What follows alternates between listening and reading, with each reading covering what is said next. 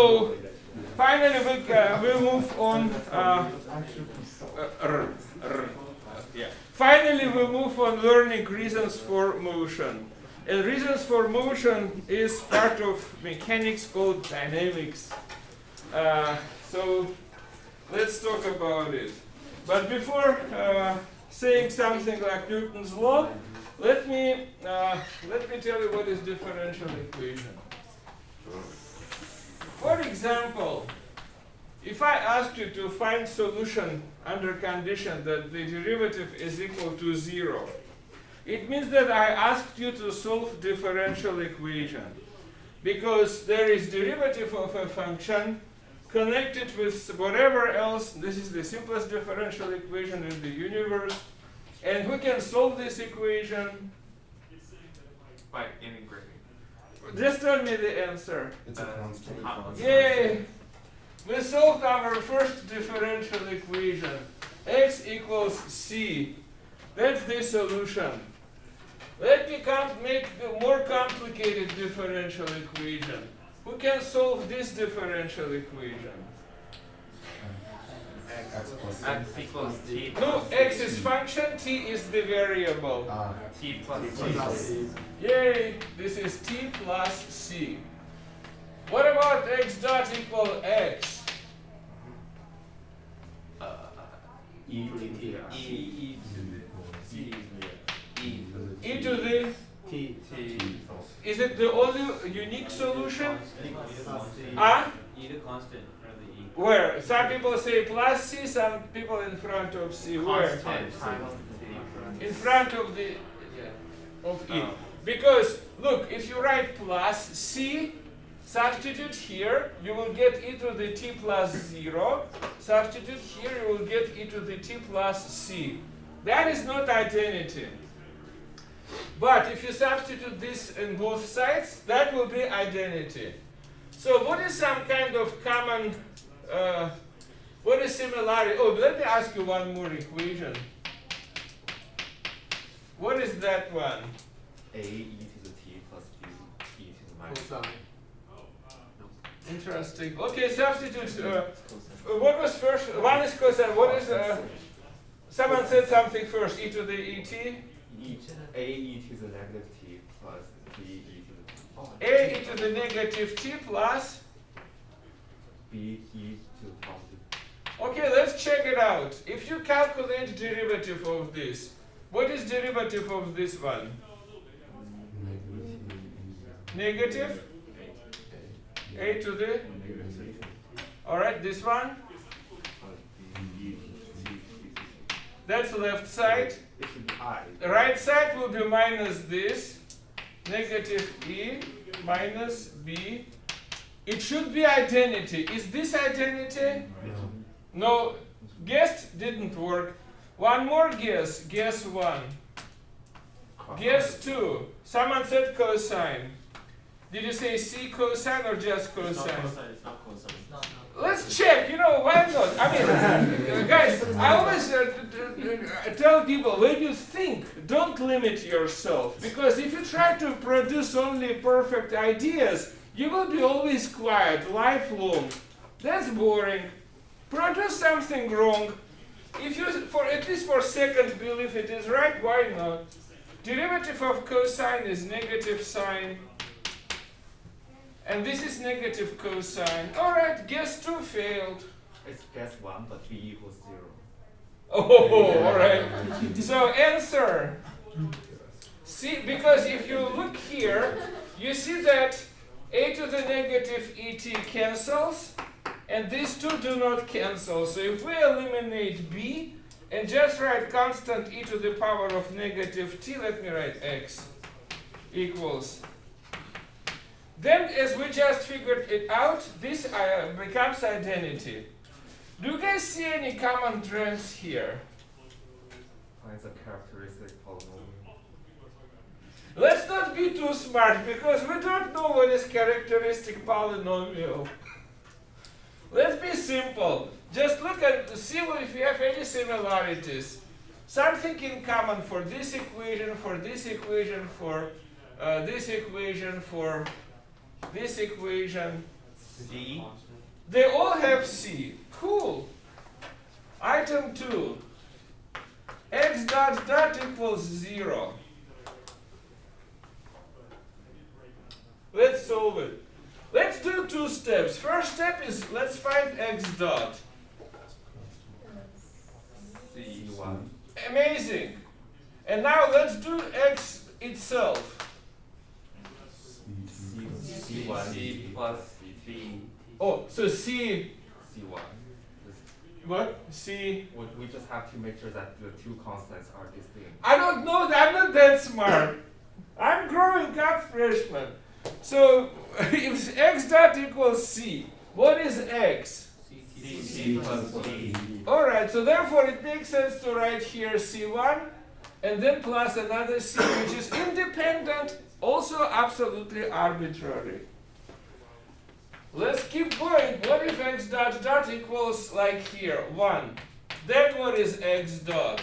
T plus C. Exactly, we just can steal our own result. And with some wisdom we already know, let's write C1. So then what is x? T squared over 2 plus C1T plus C2. Amazing. What was next? X dot dot equals x. Now we cannot do same thing. Well, now B can be non-zero. So what it will be now? Guess 1, and now B, B can be Now non-zero. guess 1 really works. Because if you look at the, I don't know, we didn't do second derivative. Let me just write guess 1, C1 e to the t plus C2 e to the negative t. What is first derivative here?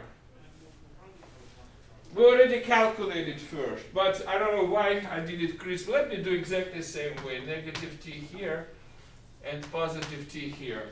Then we can steal our own work. Negative C1 e to the negative t plus C2 e to the t. That we already did.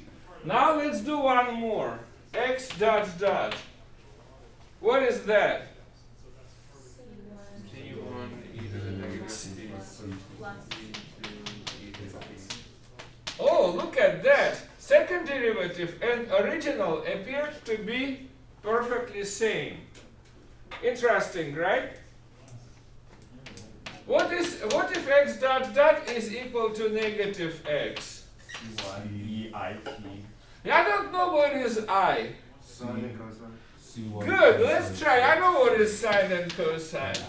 Sine t plus C2 cosine t. What is first derivative?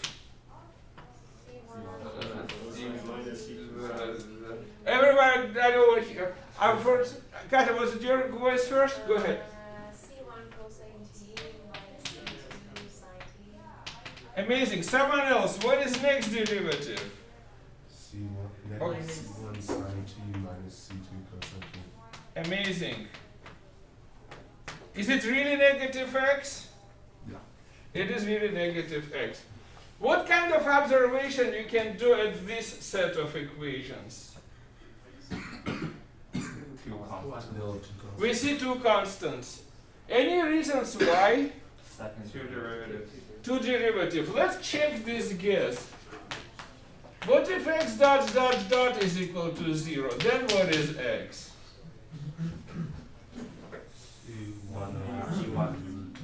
C1 t Squared over 2. is over 2 that necessary? You're exactly. See, it was right. I could see how you got it. If I would ask you what is x dot dot, that would be C1. What is x dot? That will be C1t. What is x? Integral of t squared over 2. You are absolutely right. But since I did not do these intermediate steps, right? Then who cares about 2? But this is arbitrary constant. What else? C2T. What else? C3. Awesome. So our guess that order of derivative is equal to the number of arbitrary constants apparently worked. Right? Interesting, right? So Let's do some observation that we don't need in this class, but it's good to learn these kind of things early. If we have equation x dot equals a linear differential equation, for instance, x dot equals 0, x dot equals x, or x dot equals to negative x, they all look like c times a function. The only one this does not look that way. Let's hold on that. So if they all look like c times the function, I can take axis, call it c, and say on this c axis, one single point, for instance 1, that's one of solutions, or 2, that's another solution, represents solution. Or for instance this one, if c is 1, then e to the t. If c is negative 100, that will be negative 100 times e to the t. So there is one-dimensional constant space that defines one solution. If we got equation x dot dot equals something with x is also linear, we got c1 and c2. Every single solution of this equation, give me c1 and c2 means give me two numbers, and I will tell you entire answer. Look at this equation. Not this one, this one. Give me two numbers, c1, c2. Let's say 5 and 7. 5 e to the negative t plus 7 e to the t. Again, I got two solutions. We did this one, and we see that this one is three-dimensional. c1, c2, c3. Give me point in three-dimensional space. I will tell you what is that solution. Isn't that interesting? It means that solution of differential equations make space. We don't need it, it's just interesting observation. All I need from this part of our lecture is one single thing. Under certain conditions, nth derivative is equal to f of x n minus first derivative, x first derivative, and t. Under certain conditions on function f, that solution has some uncertainties, right? Like c1, c2, c3. How could that uncertainty be taken care of? You know, maybe I need to, before I will make this statement, so let me just ask myself a question. Under what conditions solution is unique? So let me explore my previous equations. Let's take equation, let's say something fancier. X dot is equal to x, solution x equals c to e to the t. Is it unique solution? That's the whole family of solution. Tell me any c that will come to your mind, I'll write one answer, right? What should we do to limit solutions? Get a constant value for c. Exactly, get particular constant value for c. As soon as I restrict one number for c, I'm done. Okay, let's take a look at this family. X, t. If c is 1, this is this exponent. If c is 2, this is this exponent. If c is 0, that's straight line. If c is negative, that thing, right? All these lines, they populate entire plane. So how could I limit c's? I could, for example, observe that those lines do not intersect, and I can find, for example, y-intercept, which is x at 0. So I can say that my problem now, not just x dot equals x, but also additional condition, x of 0 equals whatever, x sub 0.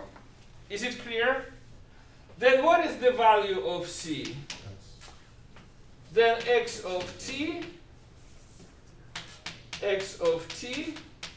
is equal to x naught e to the power of t. Is this unique function. So if I constrain what was initial value of x, that tells me the rest of x of t uniquely. For example, if I know all conditions in atmosphere perfectly well, I can uniquely predict weather for tomorrow. It's super complicated problem, therefore it's not that easy just because we cannot set all initial situation, but we're getting better and better in weather prediction. But here it's simple situation, you just need to know one number. Go ahead. Going back a little, is there a simple proof that if we have one of those solutions with a constant, that that's the only possible solution, that there's not another function that would also satisfy the equation? In a theory of differential equations, there is theorem. Under that theorem that puts limitations on what kind of good function that should be to produce unique solution under n initial conditions. Yeah. But there are some restrictions. This function should be good enough. Yeah. Make sense? Is that what you asked?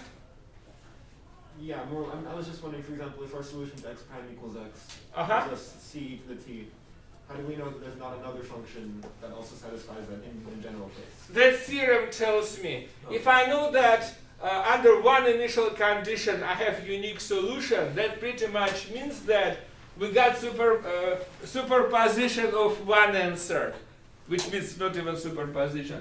But for second order, as soon as you found two different functions that satisfy linearly independent, create linear combination, and that is full space of solutions. Okay. Like if you live on the plane, you know two coordinates are enough. If you found two vectors that are not collinear, you can describe your life on the plane. But if you discover, look up and say, wow, imagine you are an insect, you always look forward and do something like that. And all of a sudden you were such genius that looked up, wow, you will discover third dimension and say, no, now we need third vector. Yeah. Does that make perfect sense? I did not prove that. Unfortunately, Math 4B will also not prove that. They will ask you to religiously believe in that. And only if you will take upper division ordinary differential equations class, you will go through proofs. I still remember, all my classes were proof-based. I still remember my teacher's face as he was proving this thing, but I don't remember any details. I never used it, but I was amazed to see. That was the most complicated in terms of amount of writing proof in differential equation class. We were religiously preparing for that lecture to finally see theorem of uniqueness. But my memory doesn't retain any details. Yeah? Can you go over number 5 again? Yes, and that's my goal right now, to go back to 5. So, under certain conditions on F in 5, we need n initial conditions. We need to know what is x of 0. We need to know what is first derivative at 0. For example, at 0, etc. We need to know n minus 1 derivative at 0. In addition to differential equation that nth derivative is equal f of n minus 1, etc., x prime and t. Yes? This is only for ordinary differential equations, right? Yes, I don't even know what is partial derivative. I will learn that in winter quarter in CS 140 VA. Okay. Yep. Sorry. Thank you. Yeah. Sure. The thing you said over there, so is it true that if you have two solutions that are linearly independent, if you add them or multiply them by a constant, is it all Exactly. That means that as soon as you guessed and check, that's equation, right? You could guess and check that 1 and t satisfies this equation. Let's check 1. What is second derivative of 1? 0. Is 0 identical to 0? Yes. Perfect. Check mark. What about t? What is second derivative of t? So therefore, t also converts this into identity. We got 2. Now, before you learn something about differential equation, you might ask, maybe there are more. After you learn, you safely write, we got 2, stop looking. Like, for example, if I tell you x squared equals 9, would you write quadratic formula? What would you tell me? What is it? Plus 3 minus 3, right? Could you bet $1 million there are no more answers? Yeah. Good. Because we know for sure quadratic formula tells plus radical something, minus radical. Plus gives one answer, minus gives the other. So using quadratic formula will not produce anything new. So if you got 3 and negative 3, stop looking, no more, right? So our knowledge that quadratic equations have not more than 2 solutions provides us with answer 3 negative 3, we're done. Now, if you understood that such theorem could be proved, then for linear differential equation, but there is no sign of x or x squared, only x dot or x, maybe constant here, but not function of x. Constant here, maybe even function of t, but x to the first power and all derivatives to the first power. Those equations just make superposition and you're good. Makes perfect sense? Question? So that's saying you have n constants for an nth order differential equation, and to find those constants you need n initial conditions. Yes, but see what I did here? I don't know why, but I wrote here not only linear differential equation, but any. So uniqueness theorem proved for any theorem specifying function f. But if this is a linear function, that's even easier. Then you have superposition of solutions. If you deal with not linear equation, you still need n minus 1 initial conditions. N initial conditions from 0 derivatives to n minus 1. You need n initial conditions, but answer is not superposition of anything. Let me stop on that.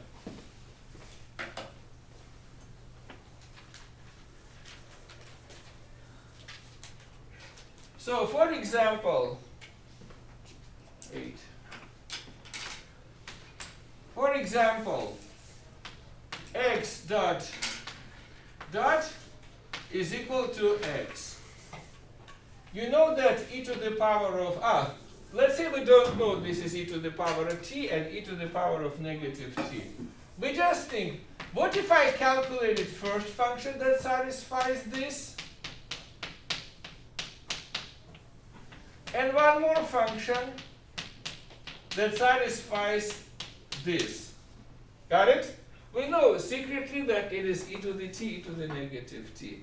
Let's forget that we know that. Let me create linear combination c1 x1 of t plus c2 x2 of t. Let me call this L linear combination. Got it? Let me calculate second derivative. What is x linear combination second derivative? Of course, it is c1 x1 dot of t plus c2 x2 dot of t. Right? All right. And what we see, because x dot is x1, this is c1 x1 of t. Because x dot 2 is just x2 of t, what we got here? Exactly same as x linear combination. Make sense? So apparently when we summated two solutions, we got that second derivative of this linear combination satisfies given equation. Is it clear? Or not really? Yeah? So you calculated the second derivative, and this is the second one, and then, oh, sorry, never mind. I see, because it's given that the second derivative. Yes. Let me write equals, and in the same color, underline why I wrote here equals.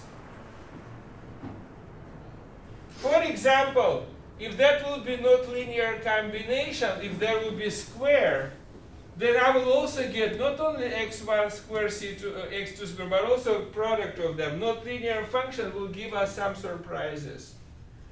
Does that make sense? But today we are not necessarily talking about linear. We will go back to linear differential equations when we will have particularly linear case. Today I need only one single thing. If there is equation of nth order, n initial conditions is sufficient. Does that make sense? Do you guys have any questions? If something bothering you, please ask. See, I didn't prove this theorem, but that's why I went over some linear equations to make some sense of what we are talking here. Yeah? So in number 8, you can do the second derivative of x1 and the second derivative of x2 because you have a second order differential equation. And also someone told me that, oh, I got x1 satisfies this. That's why it is true. Someone else told me that is also satisfying. Boom, that's true. Now let me check it out. If superposition will also satisfy original equation. Checked out? Yep, it does. That's all what I did. I wish there are many nonlinear equations that I know solutions to show that it doesn't work for nonlinear, but it is clear that for nonlinear combinations we'll have some interproductive terms or something like that. Yeah. Why do we want to superimpose them if we already know there's an equation that satisfies x dot dot equals x? Oh, good question. Watch. If you told me one solution and one more solution, there could be another solution, another solution. Is there any interconnection between them? Apparently, as soon as you got two linearly independent solutions, third solution will necessarily be their linear combination. It's like if you live on a plane, 2 coordinates is sufficient to tell where you are. So it's kind of like the basis for a space of differential Exactly. equations? Those any two solutions create two-dimensional space. Okay. This is really interesting idea that functions make a space. Because how many functions exist in the world, in math world? I mean, really more than infinity. Huge, huh? At least 4 or 5, I think. Amazing. Exactly. I mean, infinitely many functions, right? But apparently, if I tell you, okay, out of all functions in the universe, let us select only those that solve this equation. Now how many functions? Again, infinity. But this infinity could be organized by finding 2 linearly independent and saying the rest are dependent on these 2. How many points are in space? Infinitely many, right? But if you live on a plane, then setting any point on the plane just requires 2 numbers. That is beauty of two-dimensionality, that this infinity of positions is now digitized with 2 coordinates. And if you are in 3D world, 2 is not enough. You need 1 more. That is dimensionality of space. So if someone gave you equation that equation, linear differential equation, defines the whole two-dimensional space. Does that make sense? I know what I will tell next.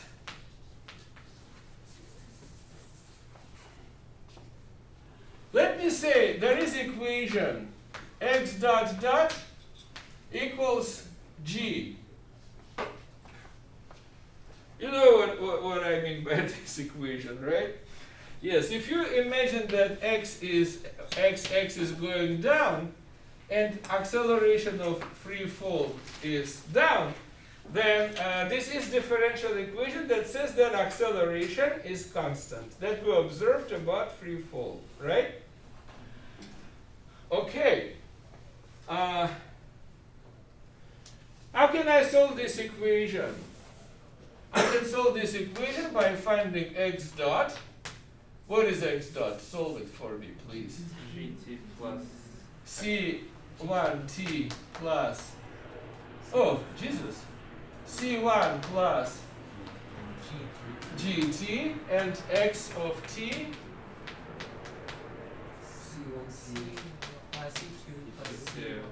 C1, okay, someone started this C2, let me follow that student. C1t plus 1/2 t plus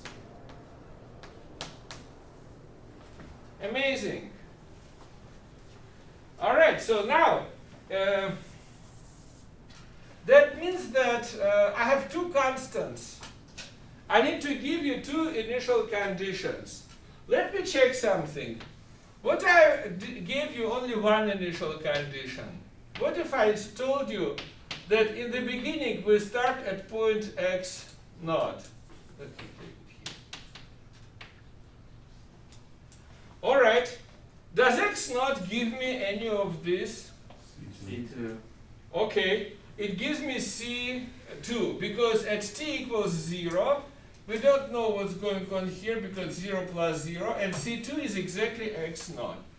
All right. If c1 is equal to 0, then I will get beautiful parabola with vertex right here. This is c2, oops, c1 equals 0. What if c1 positive number? See, this parabola with 0 starts horizontally. If c1 is a positive number, how will parabola at that point start? Yep. It will start with positive slope, right? Because derivative of this is that. T equals 0. We see that velocity is positive number c1. What if c1 is negative number? Negative slope. It will start with negative slope and then will go that way.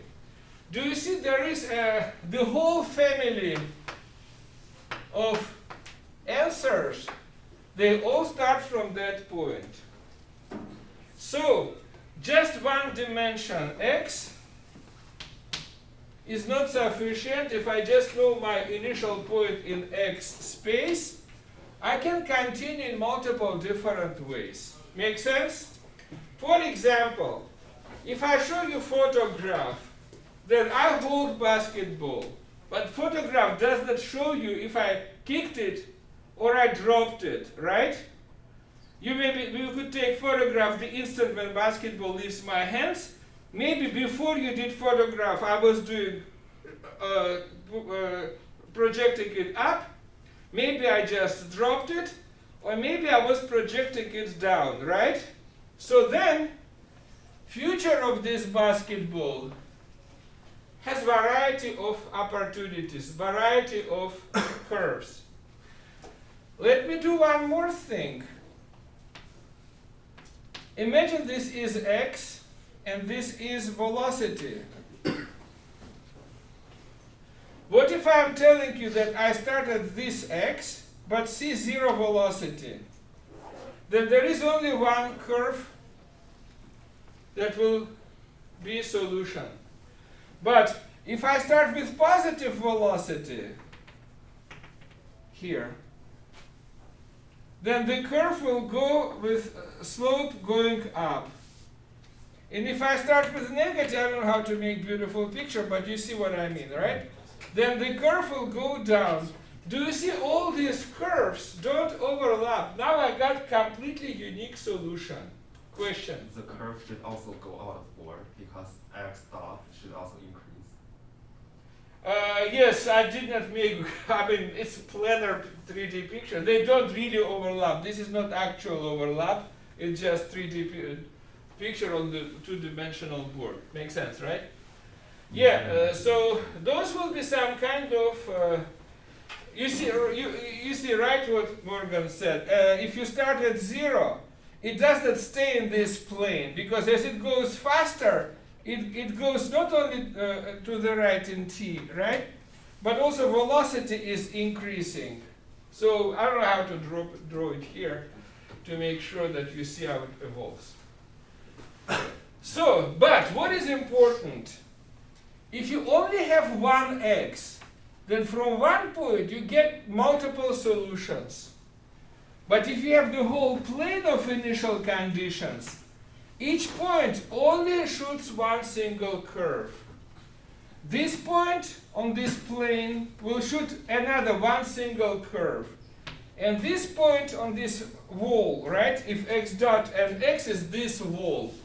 Imagine this is x, this is x dot, and that's time.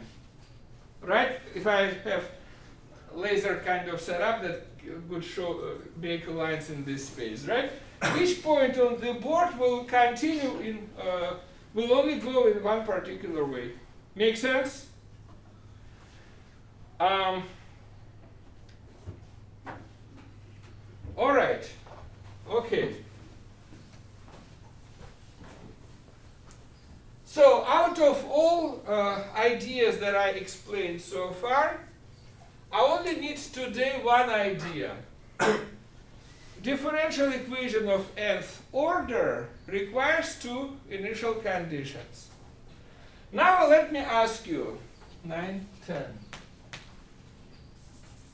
For example, if that's you, and here is basket,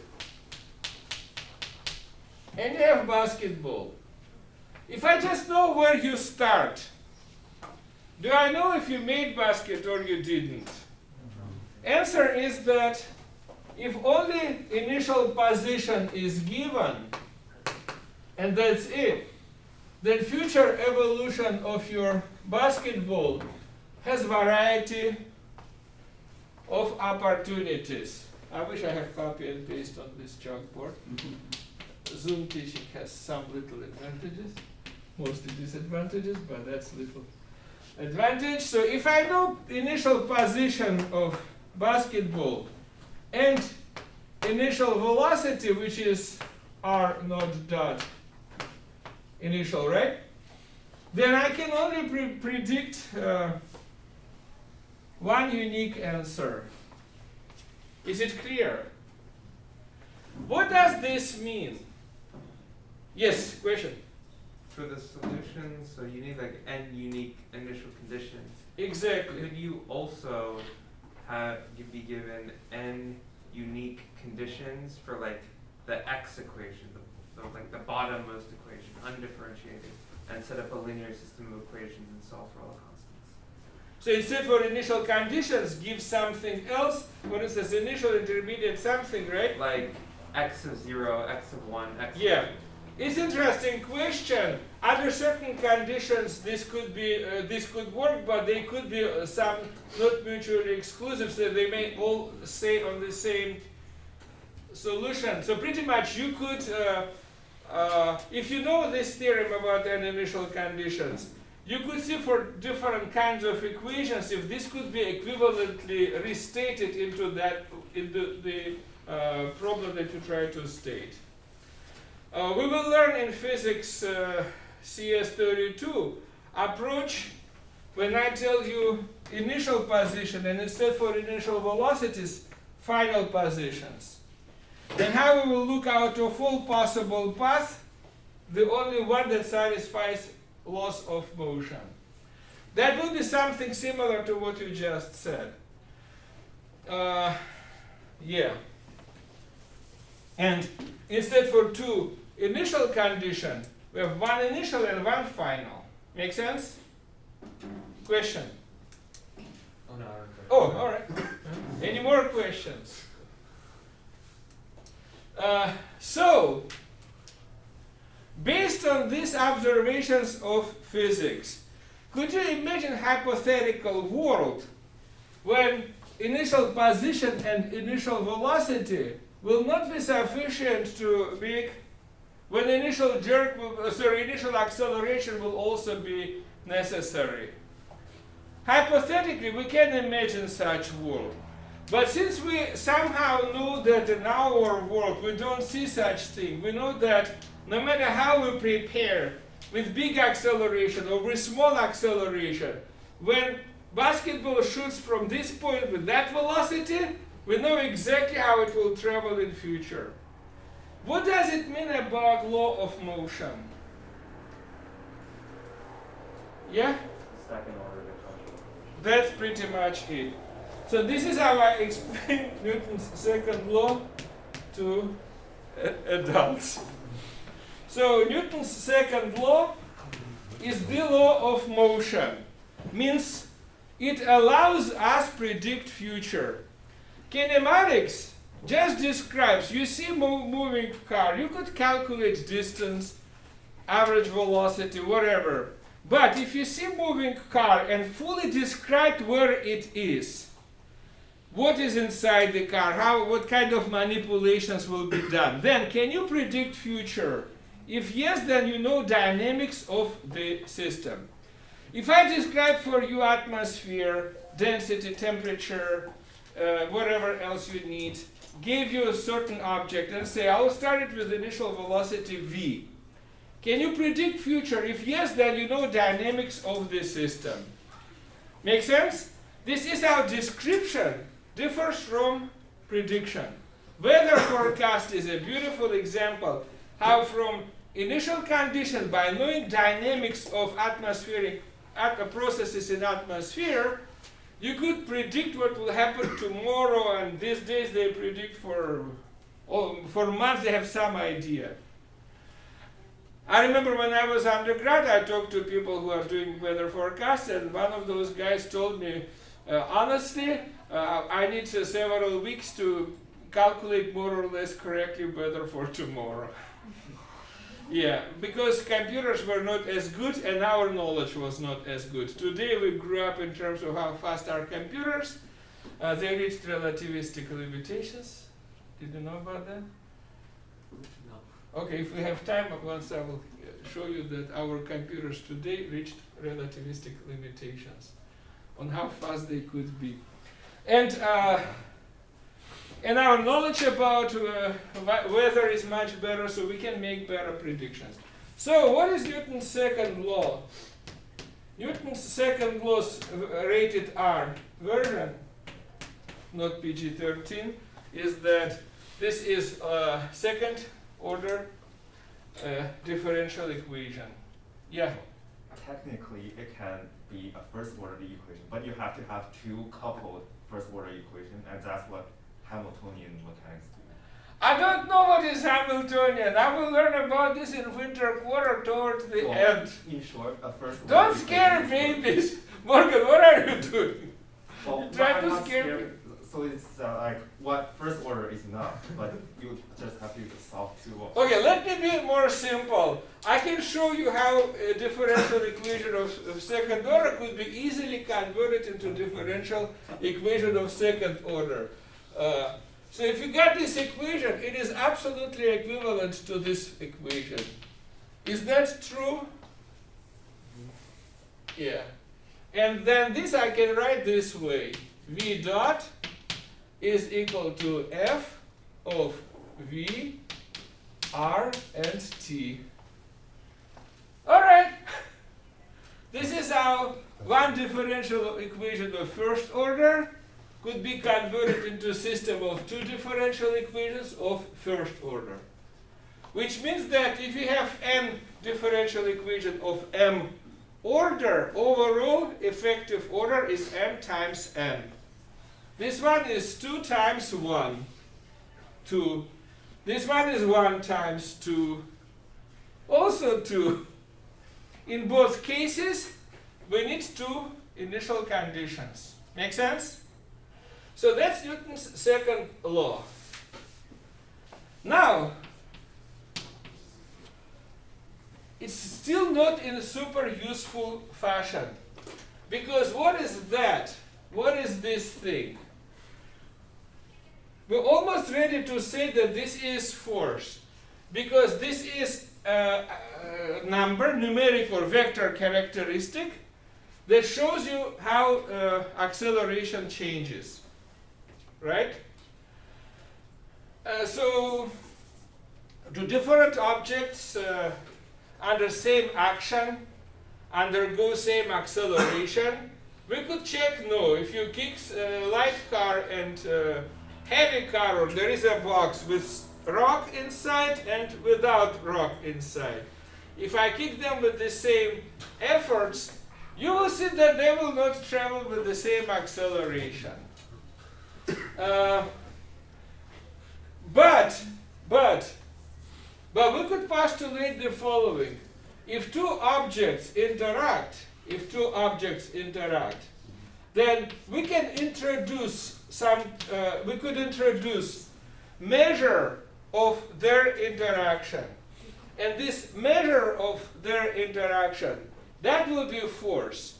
And by looking at their acceleration, A1 and A2, we can see how different objects get involved in accelerated motion, with bigger acceleration or smaller acceleration. So, what happens when two objects interact? Give me two rocks. I can gently push them of each other or strongly. In one case, acceleration of both will be small, in the other, big. But if we observe that the ratio of accelerations is always same, which is what was observed and that takes place, then we will introduce idea of inertia. And then an inertia is a scalar value. So once again, if two rocks interact, interaction could be intense or less intense. And this intensity of interaction we can call force. There is intensity of interaction. We shoot themselves of each other with strong force or less strong force. And if by looking at these accelerations, we can say that for one object we got bigger acceleration, for the other we got smaller acceleration. But if we say that the intensity of their interaction is force, that will be a statement of Newton's third law. Once again, I cannot prove Newton's third law. I just said blah, blah, blah, did some experiments with rocks, interacting with them, making them, pushing them in interaction with each other. And now I can say that the measure of interaction is force. If they interact, one accelerates one way, the other accelerates the other way. And let me call strength of this interaction force. And if I measure that they accelerate at different rates, then there will be scalar parameter m. By the way, something similar could also work if mass is not necessarily scalar. If Newton's second law looks like that. Thankfully, Mother Nature is not that mean. So F equals MA, so in index notation it is MAI, apparently worked. So this is scalar, that would be tensor mass. Thankfully, it is not as bad. Dr. B? Yeah? What is the equation above? This what could be logically, why not? If I'm a mathematician, I would say, why mass is scalar? What if it is the whole tensor? Okay. Yeah, thankfully it is not. But Mother Nature is not as nice. Apparently, if you look at solid body rotation, that actually is tensor. and that's CS32 weight. So far, life is good. Say it again? That's winter quarter, right? What is what? That's next quarter? Winter quarter. Yep, in winter quarter we will learn that tensor of rotation, inertia of rotation is tensor. If tensor is not diagonalized, then you feel that way if someone turns you around. And if you go to a car shop and they balance your tires, apparently they don't know, but they diagonalize tensor of inertia. You could tell you in car shop who balances your tires that we just diagonalize tensor of inertia. All right, thankfully we don't need to even think about that. Life is much better. So what does it mean? It means that force could be a function of coordinates, positions, and time, and that defines second derivative of position, and this is differential equation. Therefore, what is no force case? When force is 0. If object is not under action of any forces, then we would say that there is no force. Such object called free object or body, free object. So what should be motion of this free object? I already erased, but we solved differential equation r dot dot equals 0. Has simple solution. R is equal to r naught, or let me write, v naught times t plus, this is general function that solves this equation. We use C1 and C2. Let me just use R naught and V naught. That solves this equation. So, this is Newton's first law, by the way. Free object or object that with no forces acted on it, or all compensated forces acted on the object, in any case, F equals 0, does uniform rectilinear motion. Super important you could say Newton's second law is just derived from first law is derived from second law. Apparently, precise statement of Newton's first law is that there, such frames of reference where this is true exist. What I just said. Could you imagine, let's say this T-bar is under compensated force. That's why it does not move, right? But what if I take this camera and do this kind of shooting video? What you will see on the video? Exactly, you will see how this T-mark under 0 force does oscillations. What it means? It means that my observations were performed from strange frame of reference. So apparently, in order to write all these laws properly, I should work with right frames of reference. So, what is right frame of reference? It is inertial frame of reference. What was last item? 16, 17. 17.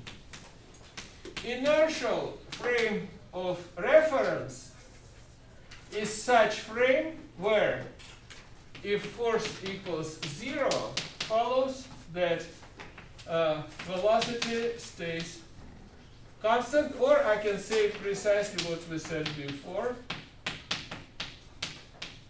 where this solves dynamic equation of motion, or that solves Newton's second law. This is called inertial frame of reference. So now I can state all Newton's laws. Newton's first law. Inertial frame of reference exists. Newton's second law, r dot dot multiplied by a scalar value m is equal to force that could be a function of velocity, position, and time. Newton's third law is if two objects interact, then there is measure of their interaction, and action is equal to reaction. This system of laws is called Newton's third laws, and they pretty much describe how do we see Mother Nature. We see that Mother Nature has inertial frames of reference, and we see that in these inertial frames of reference, differential equation is differential equation of second order, and right side of this equation is pretty much force with such condition for interaction.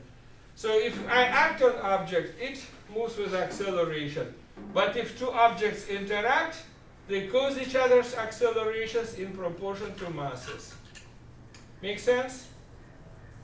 Question? Dr. B, so like what's in Newton's first law that's not in the second law? Existence of inertial frame of reference. That pretty much explains our world, our dynamic world has frames of reference where free bodies move with constant velocity. Such frames of reference exist. So we couldn't like derive this from the second law. Second law cannot be written if frame of reference is already not identified as inertial. So before, you know what, let me make a statement here. In inertial frame of reference, that is true. If frame of reference is not inertial, that is not true. And we will learn what to do in non-inertial frames of reference. Yeah? Maybe you should also put under like invariant mass, because if mass changes, this is also not true. Mass does not change. Mass is a scalar, thankfully. Well, it's a scalar, but it can also have t dependence. T dependence. I mean, if you are in a rocket that shoots fuel, you mean that? Yeah, or relative. Yeah, this is a law about one single point. Rocket is collection of points. So I did not make any statements about solids, about composite system. This is a set of laws for one point mass.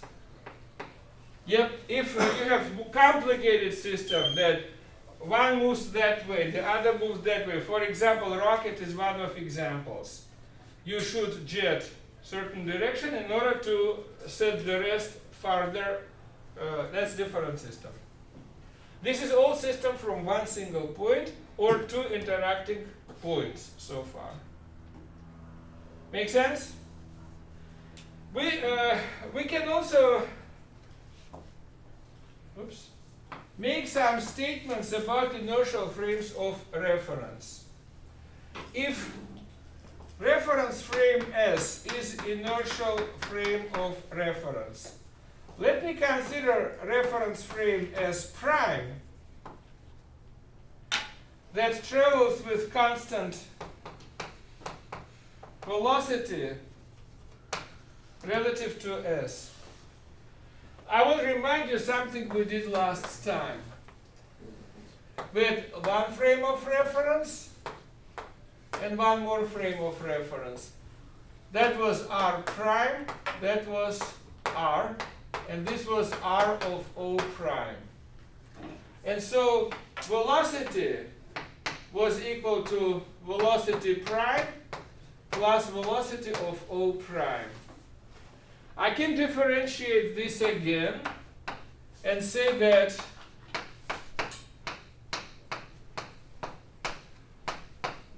and can say this, right? We see that if VO prime is constant,